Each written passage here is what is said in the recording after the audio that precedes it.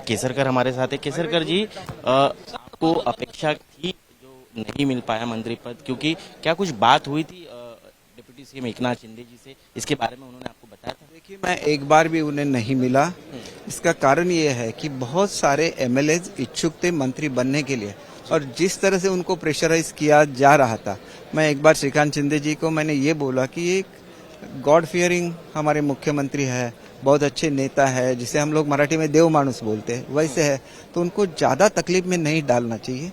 और मैंने ये कभी कोशिश नहीं की। मैं एक ही बार गया था, उस वक्त ये बोलने के लिए गया था कि आपको कैबिनेट में रहना है, क्योंकि आप कैबिनेट में नहीं रहेंगे तो सब लोग इसको फेस नहीं कर सकेंगे। जो डेवलपमेंट का काम है वो अच्छी तरह से नहीं हो सकेगा। उतना ही मेरी बात हुई थी, इसके सिवाय मेरी कुछ भी बात नहीं हुई।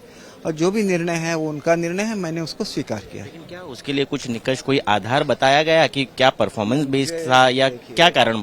अगर परफॉर्मेंस बेस्ड होता तो मुझे एक नंबर पे होना चाहिए था एकनाथ जी के बाद, क्योंकि मेरा परफॉर्मेंस आप देख सकते हैं, वो तो पूरे महाराष्ट्र ने देखा हुआ है, तो उसका कुछ सवाल नहीं है। आप जब अच्छा परफॉर्म करते हैं, जो आने वाला आपका जो आपका पद संभालेगा उसको उसका आगे लेके जाना है। अगर वो नहीं लेके जाना भी चाहे तो उनका ये है। बहुत सारी चीजें, अभी जर्मनी में 4 लाख बच्चों को भेजना है, एग्रीमेंट तो मैंने किया है, लेकिन उसकी तैयारियां होनी चाहिए, उनको तैयार करना चाहिए, उनको भेजना चाहिए, वोकेशनल ट्रेनिंग को लाना है, स्कूल एजुकेशन में उनको फॉरेन लैंग्वेजेस सिखाना है, ताकि 12th के बाद वो सीधा प्रदेश में चले जाए, उसकी सेवा करिए। तो एक हमारे पीएम साहब का सपना है, जिसके लिए मैंने पूरी तरह से काम किया। मराठी तो हमारा प्राइड है, उसको क्लासिकल लैंग्वेज का दर्जा मिल गया, इसके लिए मोदी साहब ने बहुत अच्छा सहयोग किया। अमित शाह काम को और आगे लेके जा सकते थे आप? नहीं, ऐसे नहीं लगता है। जो नए आए हैं वो भी लेके जा सकते हैं, वो तो जजमेंट करते हैं, खुद हमारे पक्ष प्रमुख करते हैं, तो उन्होंने इसके बारे में सोच के अच्छे आदमी को वो डिपार्टमेंट देके, ताकि वो काम अच्छा आगे चलता रहे। जैसा बड़ा मन बाकी लोग तो नहीं दिखा रहे। तानाजी सावंत बहुत नाराज हो गए हैं और वो सेशन में भी शामिल नहीं होने वाले। देखिए, वो थोड़ा सा शुरुआत में रहता है, बाद में वो शामिल हो जाएंगे और अच्छी तरह से पार्टी के लिए और महाराष्ट्र के लिए काम करेंगे। 2.5 साल के बाद क्या मौका मिलेगा? रोटेशनल है बता रहे हैं। मैं ऐसा नहीं सोचता हूँ। जो भी आज काम करना है आज ही करना है। As a MLA also you can work well, there should not be any problem about it. और अपने रीजन के लिए भी काम करना चाहिए। मैं चौथी बार चुन के आया हूँ, हालांकि मैं अपने कॉन्स्टिट्यूंसी में नहीं जा सकता, इतने बड़े बड़े रिस्पॉन्सिबिलिटीज थे, उसके बावजूद भी उन्होंने मुझे चुन के दिया है, तो उनकी जिम्मेदारी मुझ पे है, उनका डेवलपमेंट करना है। हमारा बहुत ही रिसोर्सफुल एरिया है, जिसके बारे में हमने करके दिखाया कि पर कैपिटा इनकम डबल करना था, मैंने 90% ग्रोथ करके दिखाई।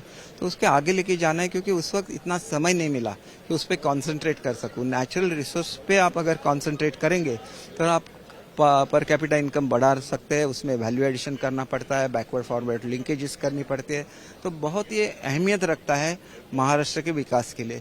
तो उस पर काम करना चाहिए। आपका जो अनुभव है उसके लिए यूज करना चाहिए। आखिरी सवाल, क्या शिंदे जी से बात हुई मंत्रिमंडल विस्तार के? बिल्कुल नहीं, मैं एक बार भी नहीं मिला। सिर्फ मैं उनका कॉन्ग्रेचुलेट करने के लिए मिला था जब वो उप मुख्यमंत्री बने थे, और मैंने भी आग्रह किया था कि वो कैबिनेट में रहे।